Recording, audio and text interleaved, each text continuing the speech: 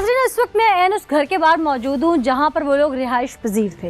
इसी घर से मुल्हिका दूसरा घर है जिसका दरवाज़ा इस घर के अंदर से जाके निकलता है, जिसको कहा गया था कि वो बंद रहता है। वहाँ पर उसने अपनी तीनों बहनों को बेदर्दी से मारकर कत्ल कर दिया। मेरे कैमरामैन दिखा सकते हैं कि पहले इस घर का ये कमरा है, यहाँ पर वो लोग रिहाइश पजीर थे। हमारे साथ हमारे नुमाइंदे भी मौजूद हैं, वो भी इस बात को तस्दीक कर सकते हैं कि फरहान यही वो घर था जहाँ पे वो रिहाइश पजीर, उनकी जो बच्चियों की रिहाइश थी वो इस घर में थी। ठीक है, इस घर का ये लिविंग एरिया था सारा, ये एक कमरा था और ये सहन था।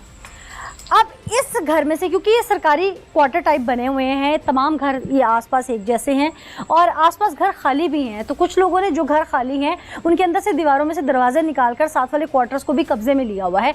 इन्होंने भी कुछ ऐसा ही कर रखा था। मेरे कैमरामैन दिखा सकते हैं कि इसके सहन से दूसरे क्वार्टर के सहन में जाने के लिए इस दरवाजे का इस्तेमाल किया जाता है। ये वो दरवाज़ा है जिसके बारे में उस वक्त कहा जा रहा था कि चाबी नहीं मिल रही और सुबह मेहमान जब आने थे तो पंखा निकालने के लिए फिर इस दरवाजे को, जो इसका जो लॉक है, इसको तोड़ा गया और तोड़कर अंदर जाकर पंखा उठाया गया और फिर पता चला कि यहाँ पर वो 3 मासूम बच्चियाँ बेदर्दी से कत्ल की जा चुकी हैं।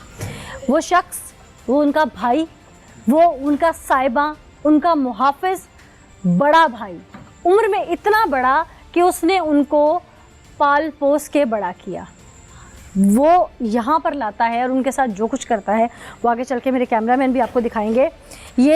ये दरवाज़ा है, ये देख सकते हैं इस वक्त कि इसको भी तोड़ा गया। तोड़कर यहाँ पर पुलिस अंदर आई और ये चूँकि यहाँ पे सारा उन्होंने कबाड़ वगैरह अपना रखा हुआ है, स्टोर के तौर पे इस घर को वो यूज़ करते थे। इस घर में उनकी आम रिहाइश नहीं थी और तमाम लोग, अहले इलाका भी, पुलिस वाले भी पूरे इलाके में ढूंढते रहे। वो भाई साथ मिलकर ढूंढता रहा और किसी को शक नहीं था इस घर में कि यहाँ पर भी उनकी डेड बॉडीज़ हो सकती हैं, क्योंकि ये सुनसान और ख़ाली पड़ा हुआ था। अब आइए, एक अपनी बहन को उसने बेदर्दी से यहाँ पर, क्योंकि स्मेल बहुत ज़्यादा है, यहाँ पर मार दिया। ये देख सकते हैं खून के किस तरह से ये दाग हैं और यहाँ पर वो तड़पती रही जैसे कोई जानवर तड़पता है, क्योंकि वो छुरी इतनी तेज़ नहीं थी, सब्ज़ी काटने वाली थी। उसके बाद यहाँ पर मेरे कैमरामैन पाँव में भी दिखा सकते हैं कि यहाँ पर खून के निशान मौजूद हैं, जो पाँव उसके जूती से के ज़रिए जो निशानात वो बाहर आते गए और यहाँ पर लगते गए। अब ये जगह है, मैं अहले इलाका को भी शामिल करूँगी जो कि उस वक्त मौजूद थे और यहाँ बताएंगे कि कौन सी बच्ची किस जगह पे थी। मेरे कैमरामैन दिखा सकते हैं कि यहाँ पर भी खून किस तरह से जमा हुआ है। बेदर्दी से एक बहन को उसने यहाँ मार कर कत्ल करके फेंक दिया और उसके बाद वो फिर बाहर जाके बैठ गया और फिर इंतज़ार करने लगा कि कब तीसरी उसके हाथ चढ़े।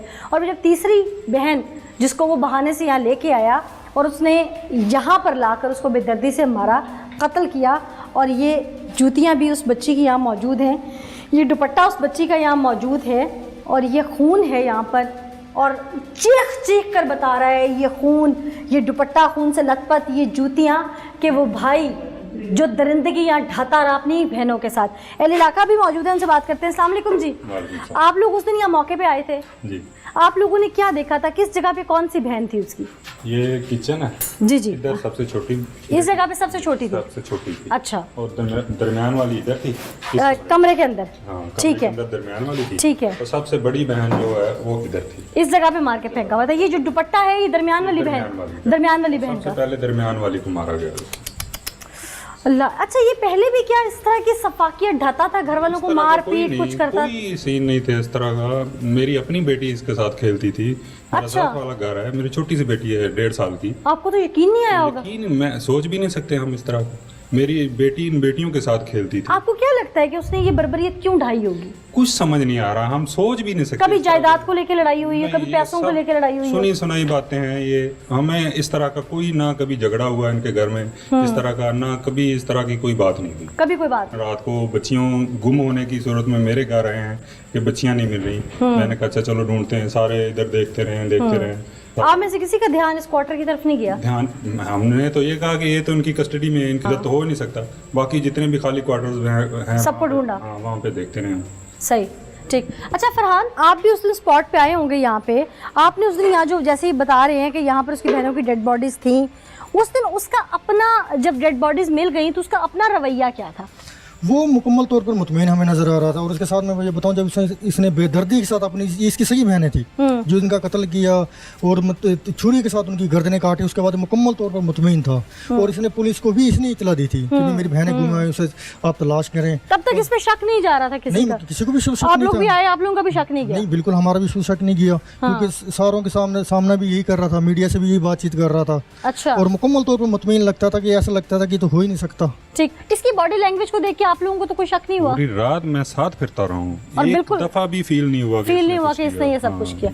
मैं हैरान हूँ इस शख्स के ऊपर जिसने अपने ही रिश्तों को बेदर्दी से कत्ल किया और फिर ऐसा मुतमईन था कि जैसे कुछ हुआ ही नहीं। लेकिन यहाँ पर एक और चीज़ भी है, क्योंकि ये सरकारी जगह है और ये सरकारी क्वार्टर्स हैं। इनमें अक्सर और बेशतर क्वार्टर्स ऐसे जिसमें किराएदार रहते हैं, जो लोग यहाँ से नौकरी छोड़ चुके हैं, जिनको ये अलॉटमेंट्स पुरानी हुई हैं, उन्होंने आगे किराए पे दे रखे हैं, या वो यहाँ पर दोबारा क्यों रह रहे हैं। एक शख्स जिसकी नौकरी यहाँ इस शहर में नहीं है, वो यहाँ पर क्यों रह रहा है, उसकी फैमिली क्यों रह रही है, इसकी पूछगछ होनी चाहिए, ताकि ऐसा कोई भी सानिया रूनमा होने से पहले यहाँ पर एटलीस्ट लोगों के बारे में इल्म हो कि कौन कहाँ रहता है। अगर शायद ये इल्म होता और बाब इख्तियार ने इसकी इसकी पूछगिछ की होती तो ये सब ना होता। ये भी एक बड़ा फैक्टर है इस तरह के क्राइम्स को रोकने के लिए। मैं जब वो खून में लथपथ जूते देख के आ रही हूँ, जब मैंने वो दुपट्टा देखा, जैसे वो लथपथ फर्श देखा, यकीन मानिए मेरे रोंगटे खड़े हो गए। लेकिन ऐसा दरिंदा था कि उसने जब ये सब कुछ किया, उसकी बहनें तड़पी होंगी, उसके आगे हसरत भरी निगाहों से देखा होगा, शायद आंख से आंसू भी निकले होंगे, लेकिन उसे तरस ना आया। एक कत्ल किया, 1-2 घंटे का गैप लिया, फिर कत्ल किया, फिर गैप लिया, फिर कत्ल किया।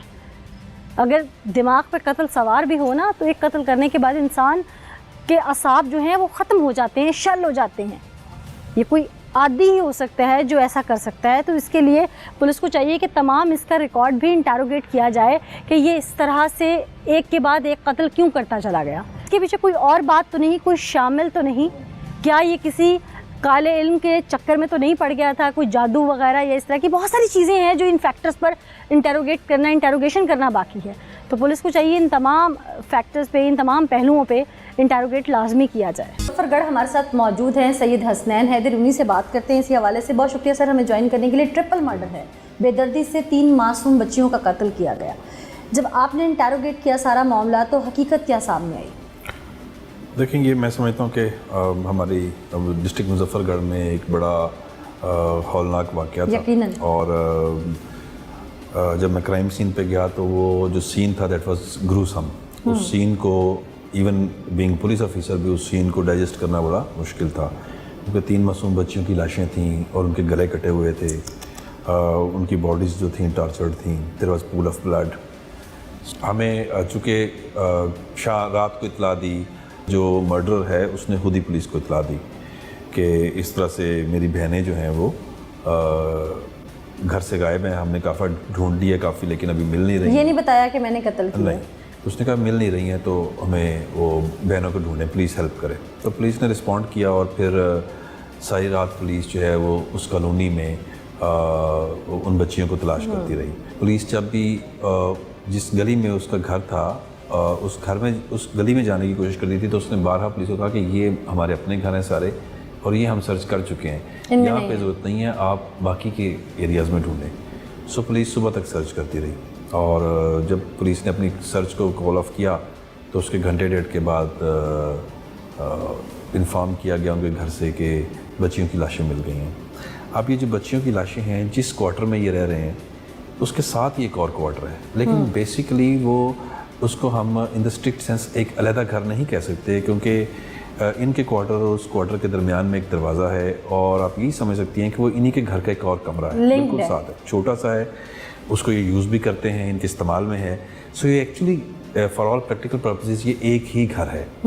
सो वहाँ पे तीनों बच्चियों की लाशें जो थी वो पड़ी थी।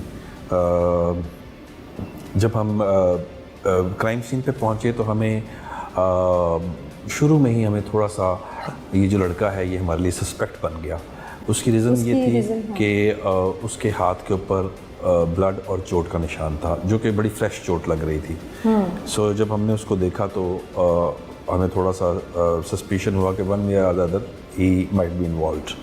उसके बाद उसके जो पाँव थे तो उसके पाँव के जो नाखून थे दे वर फिल्ड विद ब्लड, उनमें खून जम चुका था।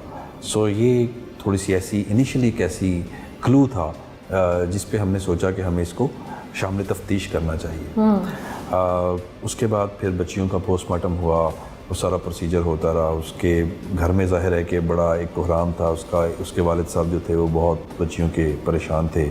लेकिन चूँकि हमें अंदाज़ा हो चुका था कि एक घर है, अगर हम ये कहते हैं कि बच्चियां अगवा हो गई, बाहर गई थी और वहाँ से अगवा हो गई, तो हमारे लिए अभी इस चीज़ की कोई लॉजिक नहीं मिल रही थी कि अगर कोई बच्चियों को अगवा करके ले गया और उसने उनको वहाँ जाके कत्ल कर दिया तो वो वापस उन लाशों को उठा के इन्हीं के घर के अंदर क्यों वापस लेके आएगा और फिर घर के भी एक अंदरूनी कमरे में जाके उनको रखेगा और दरवाज़ा लॉक करके वो चला जाएगा कोई बाहर का बंदा।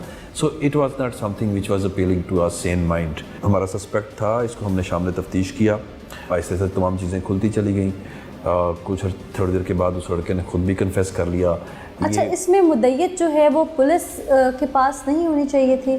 जी देखिए, हमने जो FIR रजिस्टर की तो जैसा मैंने आपसे पहले डिस्कस किया कि चूँकि in the beginning we had the clear doubt कि जो मर्डर है ही is from the family, so हमने ऑलरेडी इस FIR को हमने पुलिस की मुद्दय्यत में दिया है। ठीक है, ताकि बाद में जो कंप्रोमाइज़ और वो चीज़ें होती हैं, हाँ, क्योंकि बेटे को माफ़ ना कर दिया जाए और ये एक बहुत बड़ा हीनियस हमने पुलिस की मुद्दय्यत में ये FIR की है। ठीक, बहुत शुक्रिया, आपने बहुत डिटेल हमारे साथ जो है सारी चीज़ें शेयर की।